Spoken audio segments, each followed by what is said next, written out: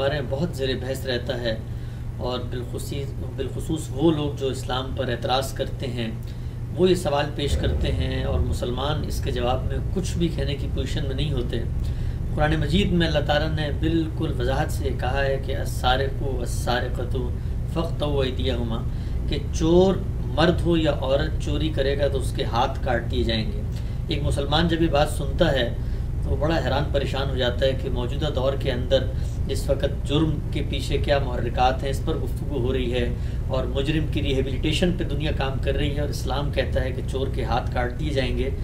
تو اس سوال کا جواب وہ کیا دے؟ یہ بھی نہیں کہہ سکتا کہ ایسا نہیں کریں گے، اللہ کی کتاب میں لکھا ہوا ہے، اور یہ بھی نہیں کہہ سکتا کہ ایسا کریں گے، جو کہ بظاہر بڑی ہی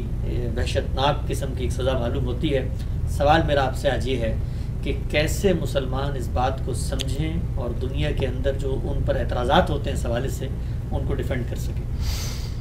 سب سے پہلے تو اپنے دین کو سمجھنا چاہیے، اس لیے کہ اگر آپ نے اپنے دین کو نہیں سمجھا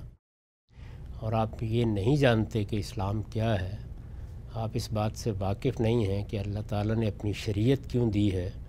تو آپ دنیا میں جو قوانین ہیں ان کے ساتھ اس کا تقابل کریں گے۔ یہ تقابل چونکہ دو متضاد چیزوں کا تقابل ہے، تو اس وجہ سے نہ کبھی نتیجے کے طور پر وہ آپ کے لیے قابل اطمینان ہوگا، نہ دوسروں کے لیے قابل اطمینان ہوگا۔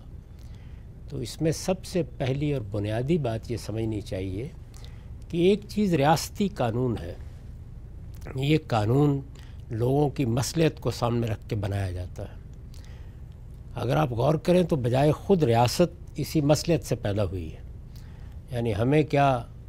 کوئی کالے کتے نے کاٹا ہے کہ ہم اپنے اندر ایک نظم پیدا کریں اور ایک ریاست بنائیں اور ایک حکومت قائم کریں اور کچھ لوگوں کو اقتدار دیں اور ان کو یہ اختیار بھی دیں کہ وہ ہم پر اپنا حکم چلائیں۔ یہ انسانوں کی مصلحت ہے کہ انسان چونکہ اپنے باطن کے لحاظ سے ارادہ و اختیار کے غلط استعمال پر بھی قدرت رکھتا ہے، تو اس لیے اختیارات کے سوء استعمال کی وجہ سے حق تلفی ہونے لگ جاتی ہے، لوگوں کی جان مال آبرو کے خلاف زیادتیاں ہوتی ہیں۔ اس کو روکنے کے لیے انسانوں نے یہ گوارا کیا ہے کہ وہ اپنے اندر ایک حکومت قائم کریں۔ اب ظاہر ہے کہ جب یہ حکومت قائم ہی اس لیے کی گئی ہے کہ حق تلفی کو روکا جائے، جان مال آبرو کے خلاف زیادتی کو روکا جائے، تو اس کی جورسڈکشن بھی یہی ہے، اس میں ریاستیں قانون بناتی ہیں۔ آج کل کے زمانے میں یہ ایک اچھی بات ہو گئی کہ یہ قوانین جب بھی بنائے جائیں تو ان پر بحث ہو، مباحثہ ہو، ان کے مسالے دیکھے جائیں، ان کے مقاصد دیکھے جائیں، اور اس کے بعد پارلیمنٹ میں بحث کر کے اکثریت کی بنیاد پر قانون سازی کی جائے۔ وقت کے ساتھ، حالات کے ساتھ اگر کوئی تبدیلیاں یا تغیرات آئیں تو قانون میں بھی تبدیلی ہوتے رہے۔ یہ ریاستی قانون ہے، اس کو ایسے ہی ہونا چاہیے۔ اس کے بالکل برخلاف اللہ کا قانون ہے۔ اللہ کے قانون کا تعلق اس ریاستی قانون سے نہیں ہے، اس کا تعلق میرے اللہ تعالیٰ کے ساتھ عہد سے ہے۔ یعنی میں جب مسلمان ہوتا ہوں تو میں سوچ سمجھ کر شعوری طور پر اس حقیقت کو قبول کرتا ہوں کہ میرا ایک پروردگار ہے، اور میں نے اب اس پروردگار کے ساتھ عہد کر لیا ہے کہ میں اس کے حکم کی خلاف ورزی نہیں کروں گا۔ یعنی عام حالات میں میں غلطیاں کرتا ہوں، کوتاہیاں کرتا ہوں، لیکن شعوری طور پر دین کو قبول کرنے کا مطلب یہ ہے۔ اسلام کسے کہتے ہیں؟ To surrender. اس کو سیدنا ابراہیم نے ایک بلیغ جملے میں واضح کیا کہ اسلمت لرب العالمین، یعنی اسلام کیا ہے؟ میں نے اپنے آپ کو جہانوں کے پروردگار کے حوالے کر دیا ہے۔ تو اللہ تعالیٰ کے حوالے کر دینا، اللہ تعالیٰ کے ساتھ ایک سچا زندہ تعلق قائم کرنا، اور پھر اس کے بعد اس عہد میں بن جانا کہ میں اللہ کے قانون کی، اللہ کے حکم کی خلاف ورزی نہیں کروں گا، اس کو اسلام کہتے ہیں۔ یہ ہم شعوری طور پر قبول کرتے ہیں، یعنی میں سمجھ کر، سوچ کر اس بات کو قبول کرتا ہوں کہ میں اپنے اللہ کے ساتھ یہ عہد باندھ رہا ہوں۔ آپ قرآن مجید میں پڑھیے تو جگہ جگہ اس کو میثاق سے تعبیر کیا گیا ہے۔ اللہ تعالیٰ نے قوموں کے ساتھ جو معاملات کیے اس کو بھی میثاق سے تعبیر کیا گیا ہے، بنی اسرائیل کے ساتھ جو معاملہ ہوا اس کو بھی میثاق سے تعبیر کیا گیا ہے۔ تو یہ میثاق ہے اللہ تعالیٰ کے ساتھ۔ رسول اللہ صلی اللہ علیہ وسلم جب اسلام کی بیعت لیتے تھے تو یہ اصل میں اسی عہد کا بیان ہے۔ جب آپ یہ کہتے تھے کہ میرے ہاتھ پر رسول کی حیثیت سے بیعت کرو اور یہ حق بھی آپ ہی کا تھا کہ اس کا مطالبہ کریں، تو یہ اس بات کا اعلان تھا کہ میں آپ کے ساتھ آپ کے ہاتھ پر ہاتھ رکھ کے یہ عہد کر رہا ہوں کہ میں آپ کے احکام کو مانوں گا، میرا رویہ سمینا و اطانا کا ہوگا۔ یہ جو عہد ہے یہ اس وقت ہر مسلمان پیدائشی طور پر باندھ لیتا ہے۔ اس کے بعد یہ چاہیے کہ وہ تعلیم پائے، اس کو سمجھے اور شعور کے ساتھ ایک عمر میں پہنچ کر تجدید ایمان کرے، یعنی شعوری طور پر اپنے دین کو قبول کرے۔ تو جو لوگ شعوری طور پر اس دین کو سمجھ کر قبول کر لیتے ہیں، ان کا معاملہ پھر یہ ہے کہ وہ ریاست کے مجرم نہیں ہوتے محض، وہ اس سے آگے بڑھ کر خدا کے مجرم ہوتے ہیں۔ تو خدا کے مجرموں کے لیے قیامت میں سزائیں پڑھی ہیں آپ نے، یعنی جو لوگ خدا کے ساتھ سرکشی اختیار کر لیں، جو خدا کے مقابل میں کھڑے ہو جائیں، جو اس کی ہدایت کے بعد کفر پر اصرار کریں، جو اس کے مقابل میں شرک کا ارتکاب کریں، تو آپ جانتے ہیں کہ ان کے لیے کیا سزائیں بیان ہوئی ہیں؟ ابدی جہنم۔ یہ تو کچھ بھی نہیں ہے جن سزاؤں کا آپ نے ذکر کیا ہے، ابدی جہنم۔ تو اسی پروردگار نے جس نے قیامت کی وہ عدالت قائم کر رکھی ہے، یہ قانون بنایا ہے کہ اگر تم مسلمان ہو کر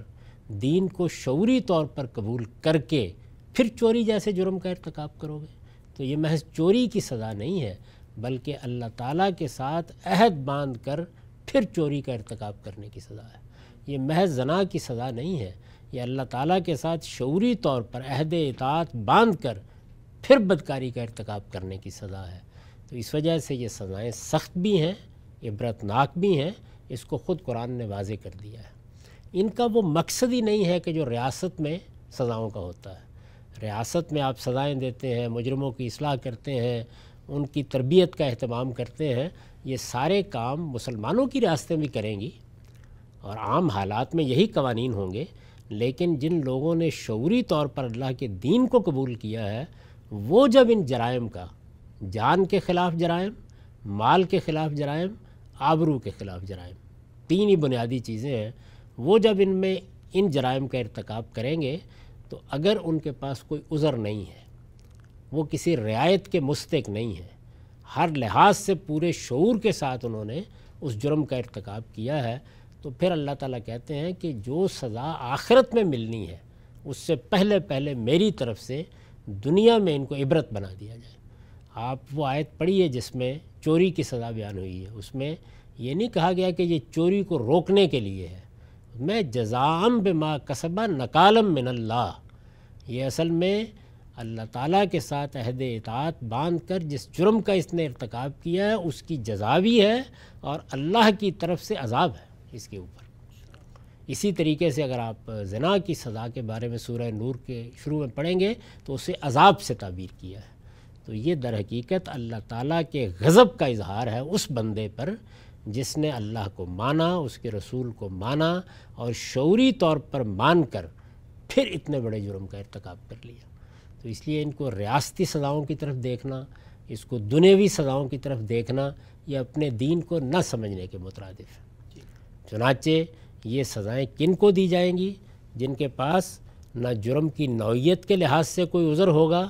نہ اپنے حالات کے لحاظ سے کوئی عذر ہوگا۔ جرم اپنی نوعیت کے لحاظ سے اور مجرم اپنے حالات کے لحاظ سے اگر کسی رعایت کا مستحق نہیں ہے تو سزا اس صورت میں دی جائے گی، اور یہ دیکھ کر دی جائے گی کہ یہ شعوری طور پر خدا کے دین کو قبول کر چکا تھا۔ اس کی زندگی اس بات کی شہادت دیتی ہے، اگر ان سب شرائط پر وہ پورا نہیں اترا، اس کے پاس جرم کی نوعیت کے لحاظ سے کوئی عذر ہے، حالات کے لحاظ سے کوئی عذر ہے، اسلام کے ساتھ شعوری تعلق کی وہ سطح نہیں ہے، تو پھر یہ سزا نہیں دی جائے گی اس کو۔ تو یہ اللہ کے ان بندوں کے لیے سزا ہے جو اللہ کے ساتھ عہد اطاعت باندھ کر پھر اس کی زمین کے اوپر چوری یا زنا کا ارتکاب کرتے ہیں یا کسی اور جرم کا ارتکاب کرتے ہیں۔ ٹھیک، اچھا عام صاحب، میں چاہتا ہوں کہ کچھ آپ کے سامنے سینیریوز کے یہ سمجھوں کہ ان احوال کے اندر کیا آپ کی نظر میں جو شریعت کی سزا ہے اور وہ اللہ کے ساتھ عہد اطاعت باندھنے والے مسلمانوں کی، کیا وہ سزا ان کو وہاں دی جائے گی یا نہیں دی جائے گی؟ ایک مجرم پیش ہوتا ہے، مسلمانوں کی حکومت ہے اور وہ مجرم یہ کہتا ہے کہ میں نے اگرچہ میں مسلمان ہوں لیکن چوری میں نے اس لیے کی کہ مثلا میری بہن کی شادی تھی اور میرے پاس مال نہیں تھا اور میں مجبور تھا یا میں بہت دنوں سے بھوکا تھا تو میں نے دکان میں گھس کے جو ہے وہ مال لے لیا، تو اب اس صورت میں کس وجہ سے اس کو رعایت ملے گی، اگر سزا ملے گی تو کیوں ملے گی؟ یہ تو آپ نے ایک صورت بیان کر دی نا، ایسی دسیوں صورتیں ہو سکتی ہیں جن میں یا تو جرم کی نوعیت ایسی ہے کہ اس پر سزا نہیں دینی چاہیے یا سخت سزا نہیں دینی چاہیے، اسی طرح سے مجرم کے حالات ایسے ہیں۔ یہ جو عام طور پر آپ نے سنا ہوگا کہ سیدنا عمر نے قحط کے زمانے میں یہ سزا معطل کر دی، لوگ اس کو اس طرح بیان کرتے ہیں، یہاں تک کہ بعض مفکرین بھی یہ کہتے ہیں کہ اسلامی حکومت کے سربراہ کو سزا معطل کرنے کا اختیار ہے۔ ایسا نہیں ہے، در حقیقت وہ شرائط ہی پوری نہیں ہوئی۔ تو اس لیے یہ جو صورت آپ نے بیان کی اس کا بھی جائزہ لیا جائے گا، کسی مجرم کے اور کوئی حالات ہیں ان کا بھی جائزہ لیا جائے گا۔ یہ معلوم ہے نا کہ زنا کی سزا کے موقع کے اوپر رسول اللہ صلی اللہ علیہ وسلم نے کیا سوالات کیے ہیں، یعنی وہ کیا چیز ہے، پہلے جرم کی نوعیت پوری طرح طے ہونی چاہیے، یعنی جرم اس درجے میں ہو گیا ہے، اس طرح ہو گیا ہے کہ اب اس کی کوئی تعویل یا توجیہ نہیں کی جا سکتی۔ ایک بات، مجرم کے حالات، ظاہر ہے کہ چوری میں اس کے معاشی حالات کیا تھے، اس نے کس طرح کی صورتحال میں یہ جرم کا ارتکاب کیا ہے، کوئی اس کا مالک، کوئی اس کا آقا، کوئی اس سے کام لینے والا اس کے ساتھ کوئی زیادتی تو نہیں کر رہا تھا، وہ بیچارہ اس وقت کس صورتحال سے دوچار تھا، اس وقت اس کے معاشی حالات کی کیا صورت تھی، وہ کوئی عادی مجرم تھا یا اس موقع کے اوپر کسی ترغیب کے نتیجے میں کر بیٹھا، عمر کیا تھی اس کی، کیا فی الواقع وہ کوئی سمجھ فہم رکھتا تھا، اس کی سمجھ اور فہم کا درجہ کیا تھا، یہ سب چیزیں بھی دیکھنی ناگزیر ہیں۔ اور آخر میں سب سے بڑی چیز یہ دیکھنی ضروری ہے کہ اسلام کا کتنا شعور تھا۔ تو میں پلٹ کر آپ کو جواب دیتا ہوں کہ یہ سزا تو اصل میں میری آپ کی طرح کے لوگوں کے لیے ہے، یعنی جو لوگوں کو بتاتے ہیں کہ دین یہ ہے، یہ بتاتے ہیں کہ اس کا صحیح شعور یہ ہے، لوگوں کو تلقین کرتے ہیں کہ خدا کے ساتھ عہد کی نوعیت یہ ہے، تو ظاہر ہے کہ ہمارے لیے کیا رعایت ہوگی۔ لیکن ہم سب ہم وہاں پہنچ کے یہ کہیں کہ ہمیں تو شعور نہیں تھا، اور ظاہری بات ہے چوری کی سزا سے بچنے کے لیے کوئی کچھ بھی کہہ سکتا ہے، تو پھر فیصلہ کن بات کیا اس کا معاملہ اللہ کے ساتھ ہے، جو کچھ بھی کوئی کہے گا، لیکن جب عدالت میں سزائیں دی جاتی ہیں تو مجرم کے احوال اس کے بتانے سے نہیں سمجھے جاتے، بلکہ اس کے ماضی کو دیکھ کر، اس کے حالات کو دیکھ کر جانے جاتے ہیں۔ اگر ایک آدمی جو ہے وہ نمازی تھا، پرہیزگار تھا، اللہ تعالیٰ کو یاد کرتا تھا، اللہ تعالیٰ کے دین کے بارے میں سب شہادتیں موجود ہیں کہ پورے شعور سے مانتا تھا، تو پھر وہ سزا کا مستحق ہے۔ تو ہم سب یہ بتائیے گا کہ عالمی ضمیر تو اس وقت اس طرف بڑھ رہا ہے کہ مجرموں کی ریہیبلیٹیشن بلکہ جیل کی خود سزا کے بارے میں بحثیں ہو رہی ہیں، اور جو کیپٹل پنشمنٹ ہے وہ زیر بحث ہے، کیونکہ ایک دنیا میں رہتے ہیں، گلوبل ولیج ہے، معاہدات ہیں ملکوں کے ساتھ، آپ اگر ان پر عمل درآمد نہیں کرتے، ان کے جو نظریات ہیں جو بالکل دنیا میں مسلمہ نظریات بن چکے ہیں، ان سے روگردانی کرتے ہیں، تو تجارتی معاہدات بھی نہیں ہو سکتی، فلائٹس بھی نہیں جا سکتی، تو ہم عالمی ضمیر کو کیسے بتائیں کہ یہ ہمارا اور اللہ کا معاملہ تھا، اور اگر ہم ہاتھ کاٹ رہے ہیں تو یہ تو اللہ کی سزا ہے جو اپنے اوپر۔ عالمی ضمیر کو یہ بتائیں کہ یہ ریاستی سزائیں نہیں ہے، یعنی ہم نے اپنی ریاست میں رہنے والے تمام لوگوں کے لیے یہ سزائیں نہیں مقرر کر رکھی، یہ تو ان لوگوں کے لیے ہیں جنہوں نے اپنے آپ کو ایک مسلمان کی حیثیت سے خدا کے ساتھ ایک عہد میں پیش کر دیا ہوا ہے۔ آپ کے ہاں جو افواج کے لیے قوانین ہوتے ہیں وہ عام ہوتے ہیں، کیوں نہیں عام ہوتے؟ آرمی ایکٹ بالکل نوعیت الگ رکھتا ہے، ان مقدمات کی تو آپ سماعت بھی عام عدالتوں میں نہیں کرتے، کیوں نہیں کرتے؟ اس لیے کہ ایک شخص نے اپنے آپ کو ایک ایسی قوت کا حصہ بنانے کے لیے اپنے آزادانہ فیصلے سے پیش کر دیا کہ اب وہ اس کے ڈسپلن کا پابند ہے۔ تو یہ اللہ تعالیٰ کے ساتھ میرے معاہدے کا نتیجہ ہے کہ میں نماز کا اہتمام رکھوں، اللہ کی بندگی کروں، اس شعور کے ساتھ اس کے دین کو مانوں، اور اگر اس شعور کے ساتھ مانتے ہوئے میں بدکاری کا ارتکاب کرتا ہوں اور پکڑا جاتا ہوں یا مجھ پر حجت قائم ہو جاتی ہے یا چوری کرتا ہوں، تو پھر میں کسی رعایت کا مستحق نہیں ہوں۔ تو سب سے پہلی چیز جو خود مسلمانوں پر واضح ہونی چاہیے اور جس کو عالمی سطح پر بھی واضح کرنا چاہیے کہ یہ ہمارا ریاستی قانون نہیں ہے، ہماری ریاست میں مسلمان حکمران اس کے پابند ہیں کہ وہ دین کا سچا شعور رکھنے والوں کو یہ سزائیں دیں۔ اس لیے یہ تو آپ ہمارے مذہب میں مداخلت کر رہے ہیں، باقی عام لوگوں کے لیے ہمارے ہاں بھی وہی قوانین ہوں گے جو قوانین دنیا بھر میں مانے جاتے ہیں۔ اچھا عام صاحب، ایک نقطہ نظر یہ پیش کیا جاتا ہے خصوصاً علماء کی جانب سے کہ یہ وہ سزائیں ہیں کہ جب تک یہ نافذ نہیں ہوتی تو معاشرے کے اندر جو جرائم ہیں ان کی روک تھام نہیں ہوتی. تو کیا آپ کو یہ بھی لگتا ہے کہ اگر یہ اللہ کی مقرر کردہ سزائیں اور جو پس منظر ہے ان کا کہ وہ شعور کے ساتھ مسلمان رکھتا تھا دین کا علم اور اس نے پھر یہ ارتکاب کیا ہے، کسی رعایت کا مستحق نہیں ہے، یہ نافذ کی جائیں تو اس کے ذریعے سے معاشرے میں جرائم کا بھی سدباب ہو سکتا ہے؟ دیکھیے، سزا سے کسی جرم کا سدباب ہوتا ہے، یہ بہت معمولی اثر ہوتا ہے اس کا. جرائم کے سدباب کے لیے بالکل دوسرے طریقے اختیار کیے جاتے ہیں. یعنی جرائم کی وجہ کیا بن رہی ہے، لوگ جرائم آمادہ کیوں ہیں، ان کے معاشی حالات کیسے ہیں، ان کی تربیت کیسے ہو رہی ہے. اگر آپ اس طرح سے بے تحاشا بچے پیدا کرتے چلے جائیں گے، اگر آپ ان کی تعلیم تربیت کی کوئی ذمہ داری نہیں لیں گے، اگر آپ نے بچوں کو پیدا کر کے اس طرح پھینک دیا کہ کوئی کہیں سائیکلوں کی دکان پر پڑا ہوا ہے اور کوئی کسی مدرسے میں آپ نے بھیج دیا ہے، تو اس کے بعد ظاہر ہے کہ کسی معاشرے کے اندر جرائم کی آپ کیسے کمی کر سکتے ہیں. تو معاشی حالات کو دیکھنا، تعلیم کو دیکھنا، تربیت کو دیکھنا، پھر اس کے بعد سوسائٹی کی سطح پر انالیسس کر کے، تجزیہ کر کے ان کے محرکات کو ختم کرنا، یہ ضروری ہوتا ہے جرائم کو کم کرنے کے لیے. اس کے بعد سزائیں اور سخت سزائیں بھی ایک کردار ادا کرتی ہیں، لیکن وہ کردار ظاہر ہے کہ ان سارے اقدامات کے بعد مؤثر ہوتا ہے، ان کے بغیر کبھی مؤثر نہیں ہوتا. ٹھیک. سلام سے یہ بتائیے گا کہ جو ہیومن رائٹس کے علم بردار ہیں، تنظیمیں ہیں، وہ یہ بھی کہتی ہیں کہ یہ جو سزائیں ہیں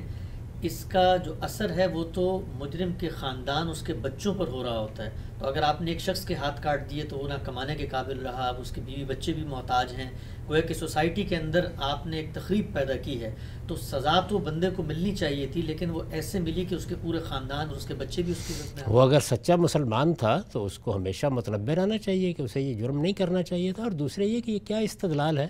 جب آپ کسی آدمی کو 10 سال کے لیے جیل میں ڈال دیتے ہیں تو اس وقت اس کے بچے کیا کرتے ہیں، اس کی بیوی کیا کرتی ہے. قید کی سزا تو ایک بدترین جرم ہے جو انسانیت کے خلاف کیا گیا ہے. اس میں تو آپ پورے انسان کی نفسیات کو اپنا غلام بنا لیتے ہیں. تو یہاں تو جو اس کے ساتھ ہونا تھا ہو گیا. اگر بدکاری کی سزا میں کوڑے مارے گئے یا ہاتھ کاٹا گیا ہے تو بہرحال عبرت کا نشان بنے گا، دنیا کے سامنے بھی شرمندگی میں ہوگا، فضیحت میں ہوگا، اور اپنے آپ کو اپنے پاؤں پر کھڑا کرنے کی جدوجہد کرے گا. اگر دنیا میں معذور بھی پیدا ہو جاتے ہیں تو یہ تو ایک وقتی معاملہ جو ہو گیا، جس کے بعد آدمی ایڈجسٹ کر کے اپنی زندگی شروع کر لے گا. آپ جب 10-15 سال کے لیے بیوی کو شوہر سے محروم کر دیتے ہیں، بچوں کو باپ سے محروم کر دیتے ہیں، یہ سارے سوالات اس وقت نہیں پیدا ہوتے.